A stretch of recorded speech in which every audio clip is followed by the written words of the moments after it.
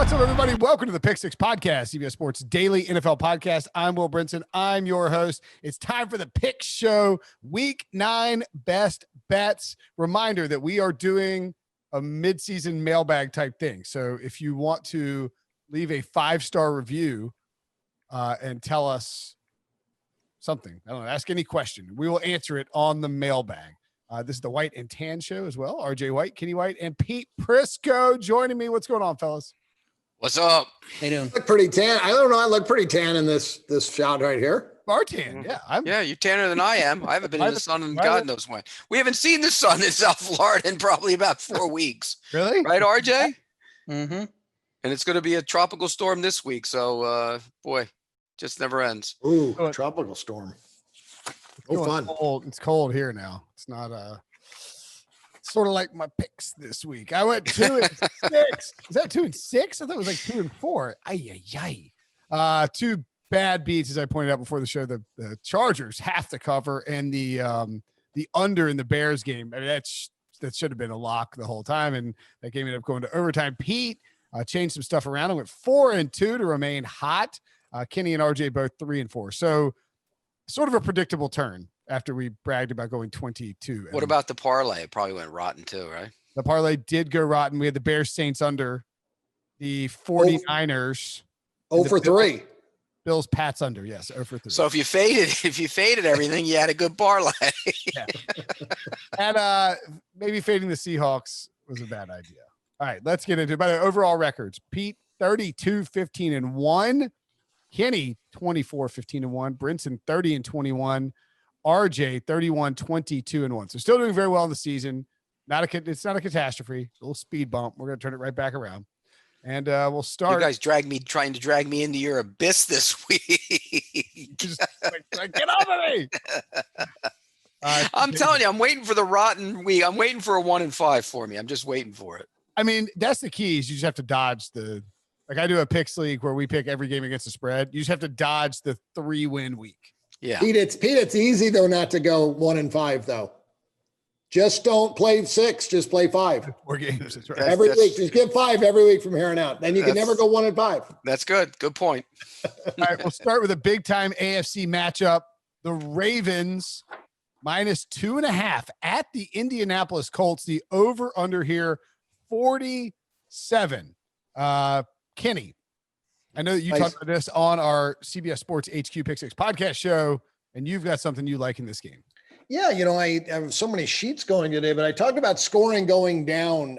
It started out the season 47 in week 1, jumped up into the 50s for 5 straight weeks, and then 47.5, but then went back up to 50.5, back down last week to 47.5. And I think that's where scoring is going to come down. So the total's still just a little bit too high. They haven't made the adjustment back down again.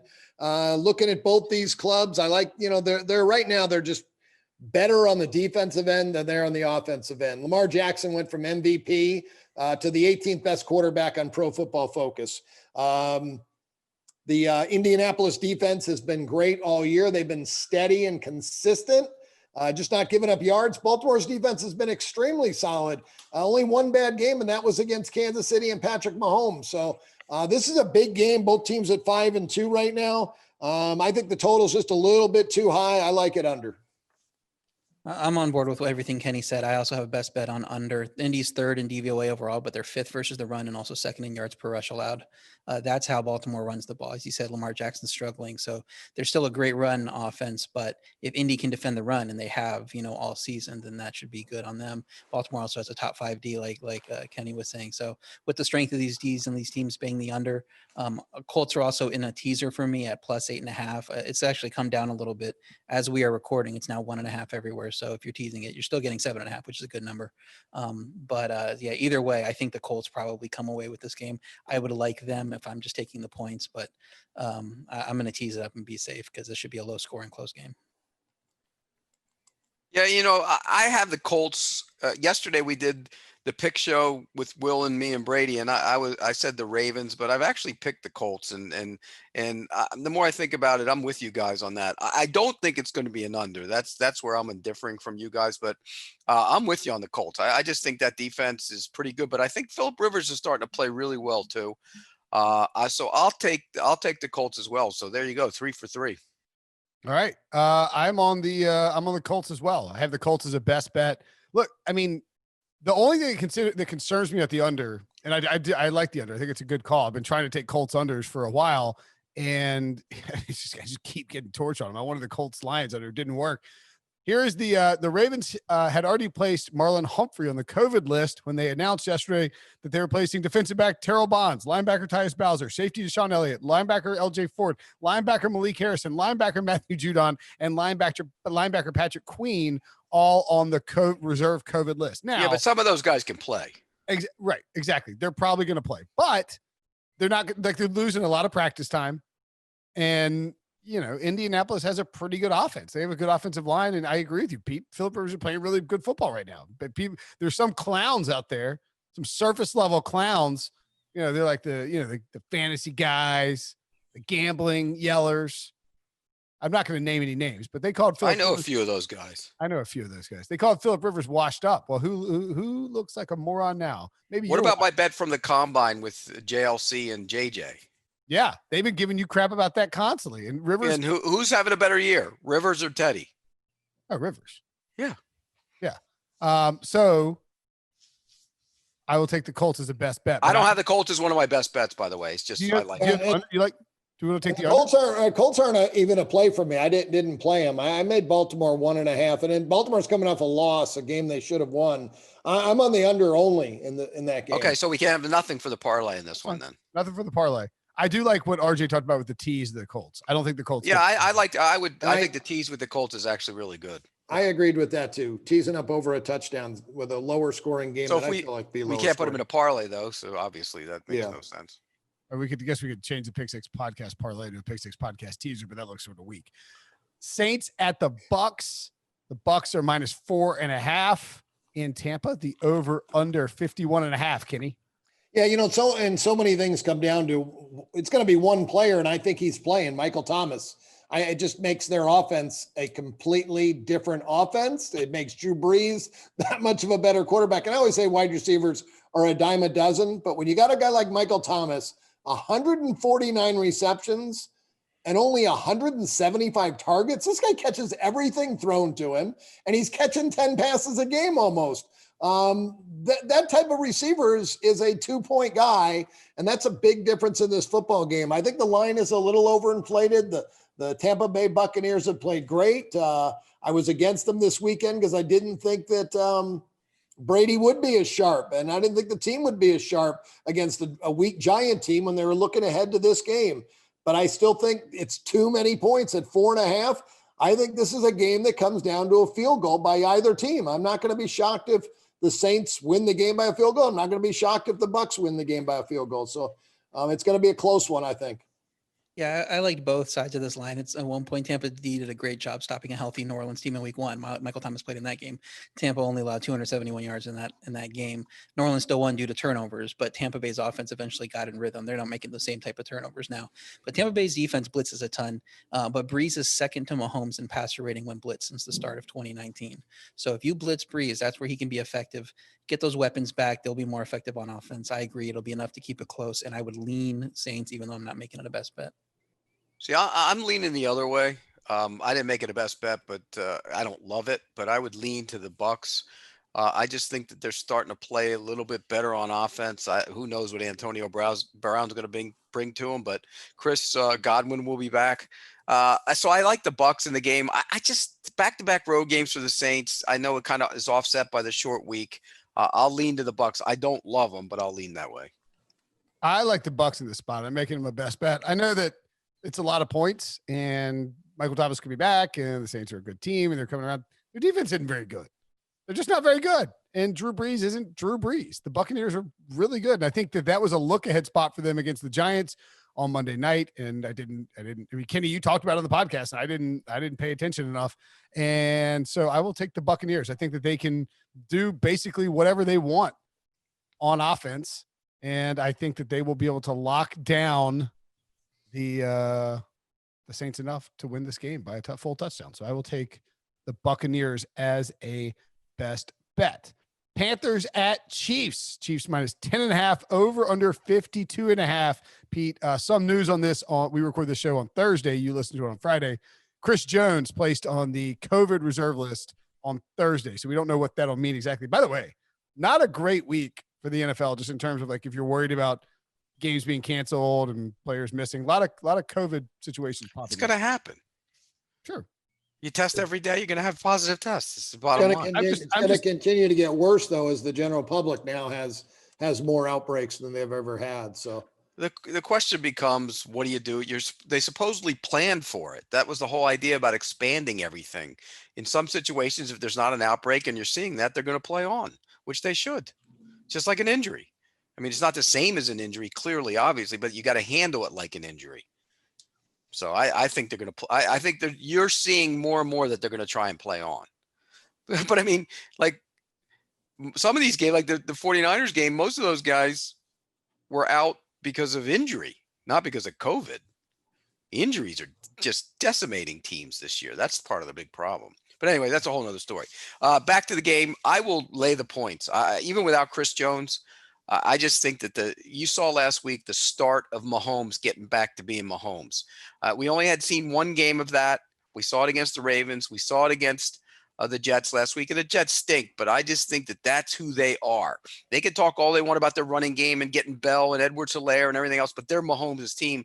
He will light this team up. And I give Panthers credit. They played better than I thought on defense this year. I just think this is a bad spot for them. They're in a bad downward trend right now, and I'll lay the points with the Chiefs. But I think this offense can keep up and cover. So I'm taking Panthers as a best bet at plus 10.5. I love getting Teddy as a dog, of course, 19-4 against the spread as a dog in his career, also 17-3 against the spread on the road. That Carolina offense is respectable. They're 12th in DVOA. They're getting C-Mac back. Run CMC. I made the same mistake that Brinson has before. We're calling up C-Mac.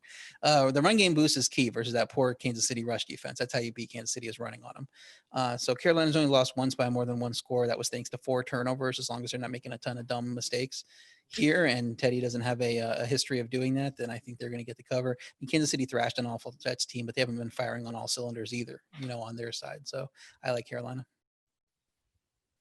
I didn't play the game. I passed, but you know what? Chris Jones being out and Christian McCaffrey coming back are pluses.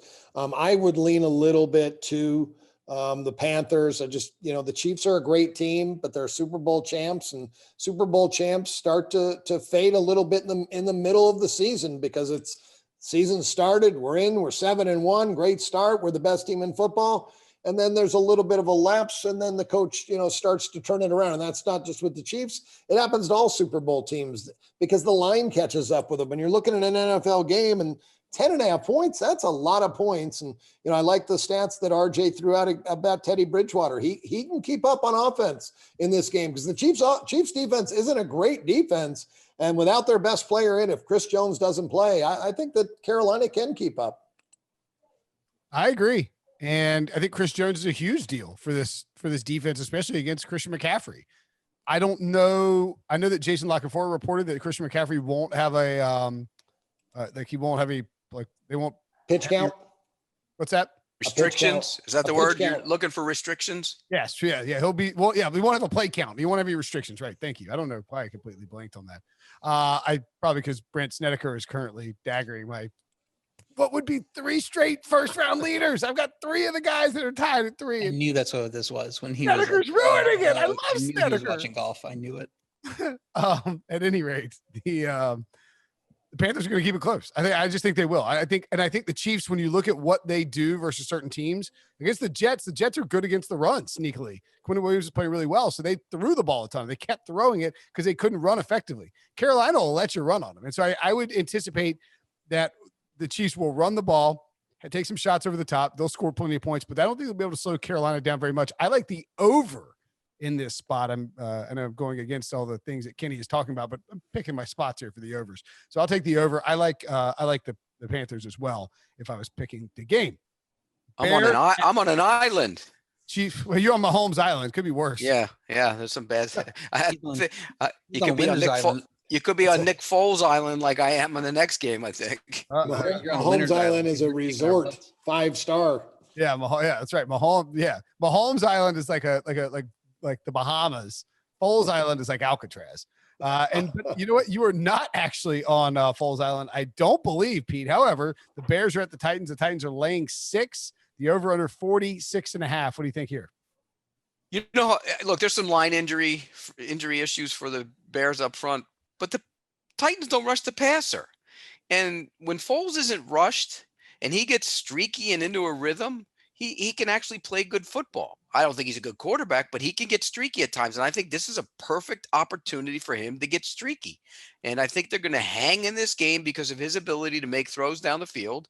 And on the other side, their defense is pretty good. And when we think about the run game, that's what the Titans want to do. Everything is predicated off the run game. I think they'll slow down Derrick Henry. And I think this is going to be a game. It wouldn't shock me to see the Bears win it, but you're going to give me a touchdown, almost a touchdown. I'm taking it. I'll take the Bears as one of my best bets.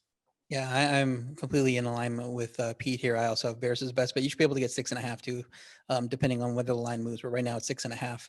The Tennessee offense is excelling, 3rd in points per drive, 4th in DVOA, 2nd in red zone success rate. But Chicago's defense is also a top unit. They're the type of team that can stop this team. They're 6th in DVOA, but number 1 in 3rd down success rate and red zone success rate. So Titans, I think, are going to have trouble moving the ball on 3rd downs and in the red zone. And Taylor Lewan's absence will be felt on that offensive line too. I mean, the team has a good pass rush, and they can go and get after Ryan Tannehill. And then Tennessee's defense is awful. So yeah, the Chicago has those offensive line absences, but Clowney might miss the game. He's been dealing with a knee injury. Beasley got cut. So I don't know who's going to put that pressure on. I know Simmons can. I know they still have Landry, but Chicago's offense isn't good, but they should have some success in this matchup against a defense that has the highest 3rd down percentage allowed through 7 games in the last 30 years is how bad the Titans have been on 3rd down. So they can get to 20, they can get to 24. They'll cover this game. And yeah, I love the Bears +6. No, I'm in complete agreement with the Bears defense will slow down or shut down Tennessee's offense. The Bears defense is that good. I've got them ranked 6th in the NFL right now. Their offense, though, is where I'm worried about, and that's why I like the game under the total. They're averaging 4.5 yards per play, 4.5 yards per play over their last 5 games, just going nowhere. And I know Tennessee's defense isn't great, but I do have them ranked 18th in the NFL, slightly below average, but they should be able to slow down Foles and company. And I just think this is too big of a number. Again, totals overinflated, open 46, went to 47.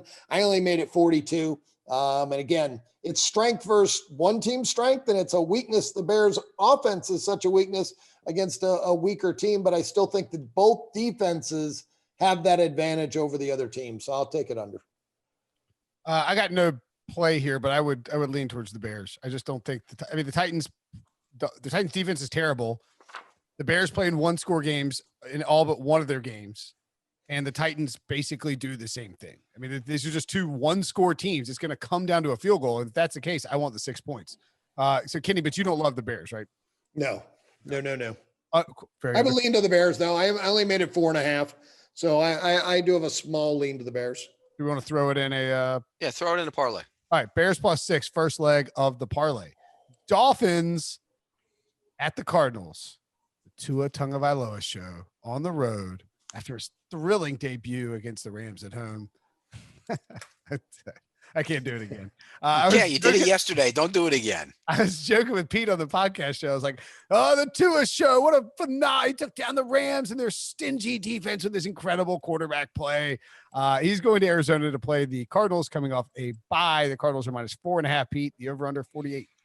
Number 1 offense against the number 1 scoring defense. Something has to give. And I don't think that the Dolphins have played like the number 1 scoring defense. They've been good and they've been better, but they're not that good. And so I think in this spot, I think Arizona, which is coming off a bye, they were rolling a little bit before the bye, so it'll be interesting to see how they handle that. But I think they found something on offense. Murray's playing really good football. I think he's going to be a problem for that Miami defense. And on the other side, Tua did nothing last week. He didn't have to, but in this game, he's going to have to. And we still don't know if he can. So that's an uncertainty there. So I'm going to lay the 4.5. 4.5 is one of my best bets with the Cardinals. Cardinals don't look like the number 1 offense either, though. So I would lean to the Cardinals, though. I mean, this is the type of spot where I would usually love to take the Dolphins. I think the number was too big going into it. Miami's defense looks great, but they do struggle against the run. They're 32nd in the league in DVOA and 29th in yards per rush allowed. And this is a terrible matchup for them because Arizona has a great run offense, 2nd in yards per rush, despite only being 5th in attempts. So they run a lot and they're still able to be efficient with it. So that's really good. 4th and DVOA. Miami lost this year to Cam, Josh Allen, and Russell Wilson. Those are the QBs that got wins on them. Kyler Murray can move. He can move as good as, if not better than some of those guys. So Miami's offense did nothing last week. It's hard to know what to expect from Tua here on the road, but so I'm only making it a lean, but if I was a little more confident that Tua would struggle, I would make it a best bet. I'm going under in the game. Did well with the under last week, second half. When I saw the numbers at halftime, the Miami Ram game, I thought, what? They're not even throwing it. Tua's done nothing whatsoever. And there's been defensive touchdowns and takeaways and turnovers by the Rams. So I'm going to go under this week. The one thing I was just looking at my numbers, and RJ was talking about Arizona's run offense, and it's Kyler Murray. It's not the running backs. They're right now 21st in the NFL, running back yardage, 4.1 yards a rush. So not a great run game for the running backs. Miami's got to take away Kyler Murray and cut his yards down. I think they can. Their defense is good. I was shocked to hear that Pete said number 1 scoring defense. There they are, 18.6. They're not that good, but I've got them ranked 11th in the NFL right now. And Arizona, I keep telling you week in and week out, this is a good defense. They are a very good defense. So I'm going under in this football game. 2 young quarterbacks, 2 above average defenses. But here's the thing about the running backs really quick. The best one is not going to play. I think Drake is hurt. So Edmonds is in. Edmonds has looked way better than Drake, when you watch these games. So that might also affect them that he could have a big game here. I would, I know that the running backs haven't, I think Edmonds is the key. Like he's going to unlock a lot of stuff for this offense. They needed to move to him sooner. And now the Kenyon Drake injury allows them to do it. I think the under's a good play. I mean, Arizona, I think that I don't know if the books are caught up in this or they're just trying to, I don't know how they're trying to set it up, but I think they tend to give Cliff Kingsbury's air raid offense a little more credence than it probably deserves. And as a result, I think you can get some value in the under. These Cardinals games just tend to go under. They run the ball a ton. They don't eat up a ton of play. They eat up a lot of play clock. I think Miami will want to be careful and slow and methodical too with Tua. They're not going to take a bunch of shots down the field. Arizona will 5-1-1 to the under this year. The only game that went over was against Seattle. Yeah, and Seattle's maybe the best over team in the league. So, I like Arizona. I like the under, and I have the Cardinals as the best bet too. I just think Miami's not going to do like Kingsbury's going to run the ball. If McVay had run the ball, they would have won that game. And he just gave up on it and let Jared Goff pass for some ridiculous reason. Jackson's at Jaguars. Texans at Jaguars. The Texans are, oh man, I'm tired. The Texans are -6.5. The over under is 50.5. And Pete, I think that you smell some scoring. Well, look, they're the first team in history to give up 30 or more points in every one of their games, the Jaguars, to open or third team. I think they become the first team if they do it again, and they're going to do it again. 7 straight games? I mean, that's terrible. They're a terrible defense. They can't stop anybody. Even though they're getting Miles Jack back in this game, they're not a good pass rushing team. I think Watson's going to throw the ball around. And then on the other side, the Texans are terrible on defense too. The Jake Luton error starting this week. And I think he's going to actually make some plays in this game. But I can't take the Jaguars in the game. I would probably lean to the Texans in the game, but I think this thing is going way over the total. That's one of my best bets. Play over with a 6th-round rookie, Jake Luton, playing his first game. It just garbage time. Don't know what you're going to expect there. Yeah, maybe. My pick here, Texans are the other part of my teaser. I like them to tease them down to, I think it's at -7 now, so you're probably going down to 1, but in ours, we have it 6.5. So they just need to win. I'm at -0.5 with them and Indy plus 8.5. Houston's pass offense is great, 3rd in net yards per attempt, 10th in DVOA. Jaguars are 32nd in both stats and a lot of other defensive stats you could find. But yeah, you're right. Houston's D also isn't great, but he gets to face that rookie there. I think that matchup helps create turnovers where Houston has the worst turnover rate in the league on D. I think that they'll be able to get some on him if they get a little bit of pressure. I don't want to best bet a 1-16 to win by a touchdown on the road. So I'm just going to tease it down. Yeah, I'm playing Houston here, and when I started to put the game together, I started looking, and Pete, I said, this is a really good over. And then I thought the same thing RJ just thought. I'm not going over with a 6th-round NFL draft pick in Jake Luton. I rate every quarterback out before the season, and I had him a below average rookie rating. I've actually have him 6 points below average. Would you go over if it was Minshew? Yeah, I would go over if it was. Yeah, I think Minshew stinks, And I think this kid's actually got a But- chance to do something in this game. But look, Yeah. the question becomes, he hasn't had many snaps with the first teamers. That's the problem right there. Yeah, and that is a big problem. I just, I didn't have him rated very highly. We'll see. So I have a 7-point drop off from Minshew to Luton. Ooh, I wouldn't do that. And that's gigantic. So that leaves me with Houston as a 14-point favorite in the game. It's my best bet of the weekend. I think Deshaun Watson destroys the Jacksonville defense, and Luton's going to turn it over. And it's hard to predict a defensive touchdown, but I think Luton will turn it over a couple times though, and it'll set Houston up with good field position. That's entirely possible. I don't like the over. I understand the construct of the over, and it could absolutely happen in garbage time. My concern would be that Houston has been hitting these overs because they've been down big and having to like throw to Will Fuller and Brandon Cooks and come back. And if they get a lead, I could absolutely see Romeo Crennel just blitzing Luton and forcing the Jaguars to try and throw, and it just doesn't work out. That's the only reason I'd be scared of that under. Kenny, man, 2-1 under the last 2 weeks. 2-1 Houston. And Jacksonville too. Like Jacksonville sucks. Jacksonville's terrible. They just might not score. This could be 10-7 at half. Jacksonville 3-2 to the under. 3-2 to the under last 5 weeks. They're deep. It'll be like the Chargers game. Okay. Yeah, I don't have any interest in. By the way, just for FYI, Kenny, the people in Jacksonville I talked to, because I didn't get a chance to go up there and see him this year, but I heard he was whipping that ball around pretty darn good in the summer. Who, Luton? Yeah, but you don't know how and you don't know how he's going to handle it when he gets hit in the mouth. But he was good at Oregon State last year. I'm telling you, I gotta go, guys. I don't think Minshew's getting his job back. I hung up on CBS. One thing, Pete, that I do look at is Mike Glennon. I had Mike Glennon rated only 2 points below Minshew. So I thought Glennon would be the quarterback. And I always like to say, I give the benefit of the doubt of the coaching staff that they know who the guy is. But I think they might be trying to see what they have instead of being better than Glennon. I got to go, guys. All right. We'll see you, Kenny. I'm going to yell at somebody. And they always call early. They're ridiculous. If they see you on at 5:52, they blow you up. Like, you're going to sit there for 8 minutes? You know, he's on the podcast with us, guys. What are you doing? I tried to text Rob, our buddy, the producer, and say, tell those mofos to stop calling Kenny. And I texted him and said, it autocorrected to Moose. Well, Kenny, there were 2 more games Kenny was involved in. Now we just got to go through his games. He's involved in a lot more, but I'm on the same side of him on both of these, so I can. Okay. All right. Okay. Well, this is a little head-to-head battle then. 2v2.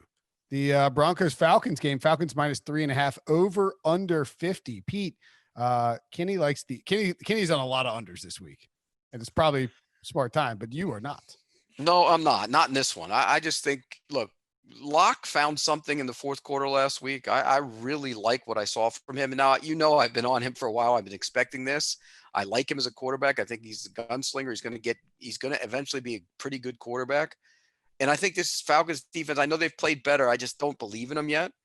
And on the other side, Matt Ryan and Julio Jones should be able to light this up. So I'm on the over. That's one of my best bets this week. I think this one gets in about 55. I think it's going to get in that range. Yeah, the under isn't a best bet for me. So, but I'm gonna, go a little stronger on it to try to be make Kenny's case for him. I think the line is too high though, but I don't want to back Denver coming off a miracle win. I mean, they could have easily lost that game by 14, 17, whatever, and they could be I don't know that their momentum is going to carry over to this game. So, I think the line is too high, but I don't want to take Denver. So Denver's a good under team. They're 4-3 to the over this year, but the D is 7th in DVOA, 6th and 3rd down percentage, 3rd in red zone percentage. I mean, they're good at when they need to be good, and their games are still just creeping over. Their offense hasn't been good. They're bottom 4 in those stats I just cited. Atlanta's offense is surprisingly subpar in DVOA as well, 23rd. Struggle in the red zone. Calvin Ridley might not play. That would be a big loss for them when one of those guys misses the game. The offense is a little, struggles a little more. So total is just too high for me in a game between two offenses I have some questions about. So I would lean to the under there. I would take the over here. I think the over is the play. I think this is a shootout. And I think we're talking with our buddy Nick about this for DFS. Drew Lock, Jerry Jeudy, Julio Jones. That's that's the start of a Millie maker. And we talked about this on the DFS podcast too. I think Drew Lock will be able to cut it loose. I don't buy that Falcons defense is fixed. I don't buy that they're like better. And I mean, a little worried, that I'm a little worried that it could end up starting slow and then you have to hope for garbage time. But I just think Atlanta is willing to get in a shootout with a team that might be willing to throw downfield a little bit more with some of its weapons in the fold. So I will take the over as well. Kenny is on the under. Patriots -7.5 at the Jets. I'm a violator. Never take the Jets. I'm a violator. I'm being an idiot violator is what I'm doing. The tenant says, don't ever take the Jets. And here I am. I think they're going to hang around. You're taking the winless ATS Jets. I am. I think they're going to hang around because I don't think the Patriots are very good. I think the Patriots, when you look at them as a whole, they're not very good, and they play a game that will allow you to hang around. And if you're going to give me that many points, I'm going to take it. I don't know. I just think the Jets will hang around. I don't think they're good, but I don't think the Patriots are good either. And you're going to give me that many points at home on a Monday night, I'm taking it. I'm glad you were brave enough to do it. I wanted to do it, but I couldn't do it with the Jets.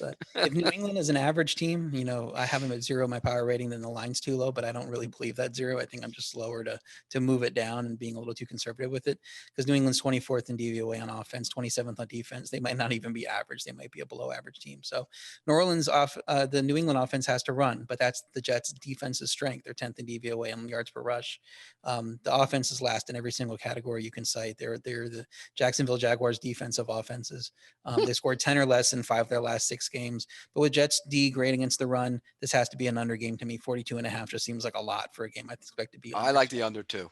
Best bet's my under in this one. And Kenny's best bet is under as well. So then, Will, you like the under? Yeah, I'll always take the under in a Pats. Jets. Put it in the parlay. Right, yeah, so Bears and Pats, under. Jets. No, I got the Jets. No, Bears and Pats Jets under. Yes, that's all we got. You guys will have to find another one. Yeah, we'll figure something out. Yo, RJ, you could have been a violator. Come on over. I know what could be. Do you like the Seahawks Bills over? Do I? Yeah. Yeah. RJ? Sure. Let's put that in there because that's one of Kenny's best bets. Okay. In fact, I mentioned it on the podcast show earlier. I said that was my favorite bet of the week is the over in the Seahawks Bills. All right, we'll put that in. All right, so we'll do Seahawks Bills. Do you want to talk about that? Then we'll let you go, Pete. I probably should be going right now. That call's coming in about 2 minutes. All right, that's fine. Well, we'll take a break, and when we come back, RJ and I violator. I'm a violator. Clip and save that one, Debo. All right, Pete. Thanks as always, buddy. See you later. See you guys. All right, so Kenny had to bounce early because the maniacs, the Moos at CBS HQ called him to do the show. But we can point out that he likes the over in the Seahawks Bills game. And as we said before the break, that will be the third leg of our parlay. So we have Bears +6, Seahawks Bills over. It's 55 now. It was 51 when it opened. That was the wrong number. And then the under in the Patriots-Jets. So maybe we'll have that parlay live on Monday night. I like the sound of that, RJ. What do you think about this game in particular? Yeah, I think over's fine. My best bet's the Seahawks. They're 7-1-1 against the spread and 9-0 straight up in 1 p.m. games since 2018. There's a spot you don't have to worry about them traveling east. They're 13-7-2 against the spread versus the AFC since 2015. They don't mind playing teams that are unfamiliar to them. They have a coaching edge with their staff there, and they have a quarterback edge against almost anyone. The only thing Seattle does poorly is defend the pass, but Jamal Adams coming back likely. He needs to return to practice. Carlos Dunlap will be available for the first time, so that should help. And can we trust Josh Allen? I mean, he slowed down considerably in his last 4 games after an insanely hot start that had people saying MVP for some reason. I think you can get 2.5 at some point, so definitely look for that. But if all you can get is 3, then that'll be my best bet. Seattle -3. I like the Seahawks -3 too. So go ahead and add that, Debo, if you don't mind. But I like the over more. I think this over is an absolute slam dunk. And obviously you'd rather have it at 51. If you'd listen to the Pick 6 podcast, YouTube exclusive week 9 look ahead lines, you would have gotten it at 51 on the night it came out. It jumped up to a 53.5 by the next morning. And it's basically been climbing ever since, although I'm sure there's been some market resistance at some point. Yeah, we got up to 55.5 and then got bought back down to 55. Is that a key number? Am I? Yeah, 55 is one you don't want to land on. You get 28, 27 there. Yeah, that's true. I mean, I just think that these two teams will take shots down the field and they won't defend it very well. And the weather's good. There's no expectation for, I mean, if wind pops up or something like that, I'll buy back. You want to buy back potentially, but it looks like it's going to be 68, sunny. Russell isn't bothered by playing on the East Coast. Chris Carson will be a little hampered. So I think they'll use a lot of DJ Dallas, which means they probably won't be particularly run heavy. And the Bills can't stop anybody. The Bills defense is awful and the Seahawks is worse.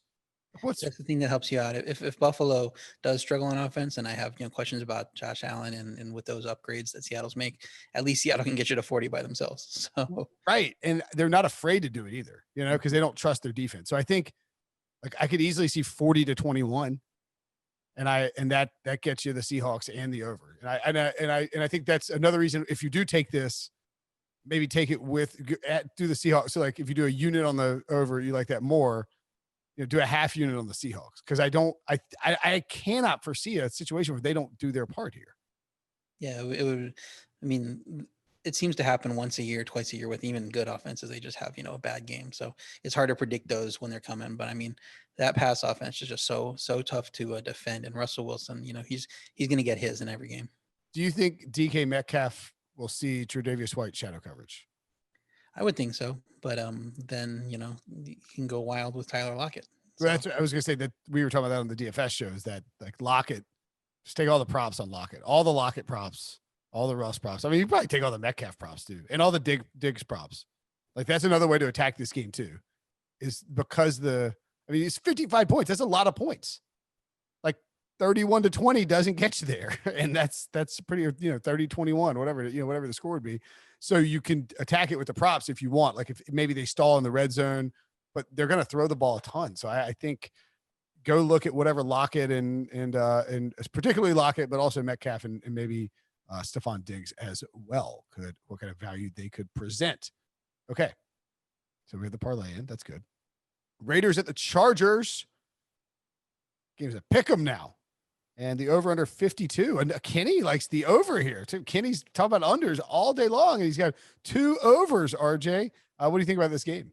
I would lean to the over too. I would lean to Vegas as well. Chargers lost 8 straight in the AFC West. They struggled at home, and their last 4 have gone over. So, it just seems like everything kind of lines up for those two sides. Vegas is a good over team. They're ranking 5th in points per drive on offense and 31st on defense. That's a formula where you're going to see a lot of points. So my rating, it's slightly into Vegas, but Chargers are the healthier team. So it's just a stay away from me at pick. But this was 1.5 Chargers, and now it's at picks. The market is telling you that the Raiders are probably the right side. Yeah, I would rather have I like the Raiders. Not quite a best bet, but I'm surprised at the Chargers love here. I think the Raiders are a better team. The Raiders are sort of undervalued. They were dogs going into Cleveland. I even know that was a weird game with the wind and all, but I mean, there's no reason to just fade the Raiders in that spot. And they try hard. John Gruden's doing a good job. The defense isn't particularly good. I would lean towards the over here as well. I don't know if we want to add that in the parlay though. No, leave it out. Okay. Steelers -14. This one thing to note about this Raiders Chargers game, Joey Bosa is still in concussion protocol. Chargers defense hasn't been very good. I think they'll let Derek Carr throw, but it's like Josh Jacobs' time right now. I mean, he had 31 carries against the Browns. They are not afraid to lean on Josh Jacobs. I could see him having another, he had a big game, but didn't actually score. I feel like he could actually there could be a breakout game coming at some point for him, and it might be this week. Yeah, but that was a product of the win too. They weren't going to throw the ball with Derek Carr, in that game. So yeah, Jacobs gets 31 carries. You can't expect that going forward. Okay. Maybe not. Steelers -14 at the Cowboys. Over under 41.5. Kenny has this as a best bet for the under. You riding?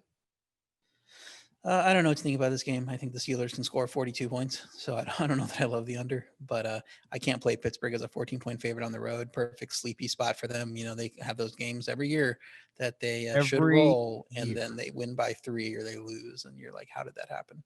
But I can't take whoever's starting at quarterback for Dallas versus this elite defense either. So I'm just staying away from it. Okay. I don't think you can take Dallas. I mean, it is just a stay away, and that under's too low. It is you could see Pittsburgh having a defensive score too, and then James Conner going nuts, Ben taking a couple of shots. But I agree. I mean, Dallas every year under Mike Tomlin. And Mike Tomlin's probably a Hall of Fame coach, But every year under Mike Tomlin, they go on the road as an 8, 9, 10-point favorite and just lay a complete egg. And wouldn't this be the spot? Like, nobody wants anything to do with the Cowboys. Wouldn't this be the spot? And Pittsburgh just got carved up by a great run in offense. You know, Dallas is going to come to this game and just hand it to Zeke 40 times. So that's all you can do. If Pittsburgh's defense struggles against the run again, I mean, Dallas could score 17, 13, 20 and make it a little bit closer than people think. Okay. All right. To the Giants at Washington. These NFC East games are just terrible. Washington at -2.5 over under 42. You and Kenny are in lockstep on a best bet here. Yeah, I'm going under 42. Seems like a high number for me. I'd make it, maybe 2 or 3 points lower. Both teams are much better on defense, where Washington ranks 4th in DVOA. Giants rank only 18th, but we saw that they showed up against Tampa. It seems like they might be rounding into form a little bit. Both offenses, though, are in the bottom 5 of DVOA and the bottom 3 of points per drive. So strategy versus spread is to take the Giants if it gets to 3, but under is the better play for me. So that's why it's the best bet. Okay. I'll get on board with that under. I mean, I don't have it or anything, but I mean, like I like the idea that this game could easily go under. I mean, this is two teams that just don't score. And the one thing I might worry about is a Washington scoop score. Daniel pick 6, just how bad Daniel Jones has been. And he's going to get pressured a ton, but Jason Garrett has been pretty good in the division, even with the Giants have been pretty good in the division somehow. So it's possible that we see him I think they'll come in very conservative and try to run the ball with Wayne Gallman. It won't be very successful. Washington will be equally as conservative on their side of the ball. And it feels like 6-3 at half. And you're feeling really good about the 42. Another 20-19 game. That's what the final was a few weeks ago between these teams. Exactly. Yeah. And that was with some explosion in scoring late. I think there was two touchdowns and a field goal in the fourth quarter or something. Nothing worse. Track into like a 10-6 type of game. What's nothing worse? You sitting there with 10-6, like your feet up, and all of a sudden, it's like Scott Hanson's like, "Let's go to Washington," and you're like, "Oh no, do not go to Washington, Scott." Okay, Lions at Vikings is off the board. Matthew Stafford's on the COVID list. We don't know if he'll play or not. The reports out there were that he just had a close contact, not that he was actually tested positive. So that's important. He could probably get cleared in time for this game. I don't know what you do with it. Yeah, it was Vikings -4 before it came off the board. Super contest without knowing the Stafford news gave it out at Vikings -5.5. I think that's more hedging their bets. You would expect if Stafford was out, it would probably be above 7. That's a lot for a Vikings team that hasn't looked good in a lot of portions of this year. Assuming Stafford plays, and I think he will, I would lean toward Detroit +4. It feels like a field goal game between 2 even teams. So it'd probably be 3 points either way. You're getting an extra point there if you take the Lions. Okay. And I like the over prop for Dalvin Cook rushing yards in this game. I think they're going to just feed him. I think that's just going to be their plan for the next month. Is just we are 2-5, right? Let's see how many carries Dalvin Cook can take. See if we can just turn this into a run heavy offense and force teams to pass against us. I think the defense plays a little bit better. So I would lean over because I think they can score. I think both teams could probably score at will if Stafford plays. If not, you just stay away from it. By the way, if you want to enter the Pick 6 podcast parlay, you need to add 2 more teams to it, but you can win $1,000. We're hitting the parlay so much that they created a contest for us, sponsored. Odds provided by William Hill Sportsbook. It's open from Tuesday through Sunday. You pick 5 teams against the spread, and we give out $1,000 guaranteed every week. Go to cbssports.com/parlay, cbssports.com/parlay, and I will give out a 5-game parlay now. But I'm going to give out 6 games, and RJ's going to take one away that he hates. So let's start. Seahawks. Oh, I knew you won't take this one away. Seahawks -3. Washington -2.5. I bet you're taking that one away. Panthers +10.5. Broncos +4 or 4.5, whatever it is. Texans -6.5, and Cardinals -4.5. Yeah, I think 4 of those I really like. So it really boils down to Washington or Denver. I was worried about the Denver pick just because I don't know what I'm going to see with them, have that miracle cover. So yeah, Washington, if it was 3, I would take them out at 2.5. I could see that happening. So I'll go ahead and take out Denver out of that group. Denver's 3.5. Sorry, not 4.5. So there you go. That makes it even more of a reason to do it. All right.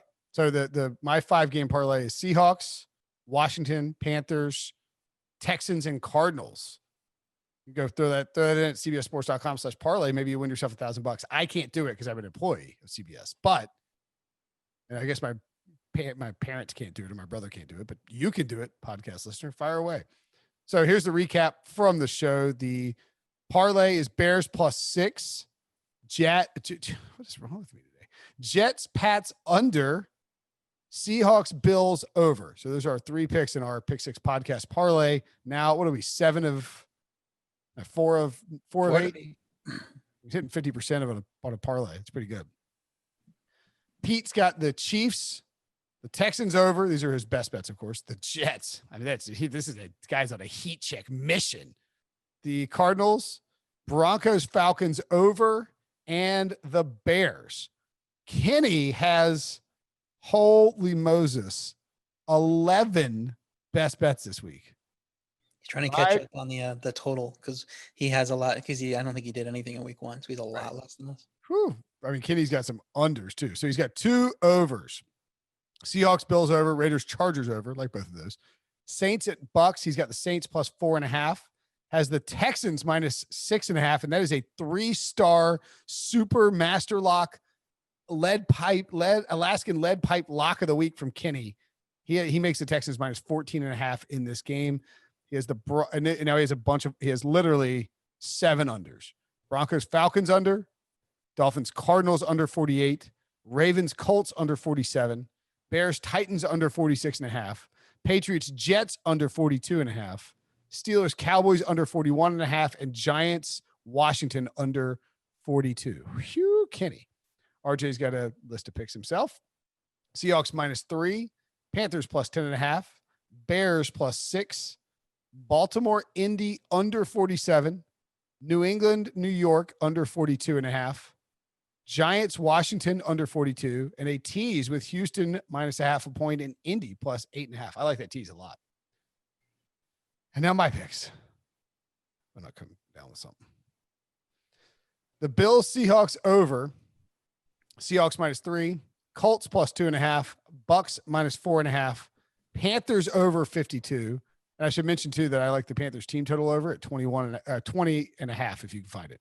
Not 21.5, 20.5. It's 3 touchdowns from Teddy Bridgewater against a Christian McCaffrey. That's against a Chris Jonesless Chiefs team. Cardinals -4.5 and Broncos Falcons over 49.5. That's a lot of picks this week. And we're up against each other on a few. Yeah. So it's not like we're going to have a 22-2 week again. No. Well, that's what happened last week. We were up against each other in a bunch of stuff and everything went rotten for me and good for Pete. Punk. Good show, RJ. Good stuff as always. See you next week.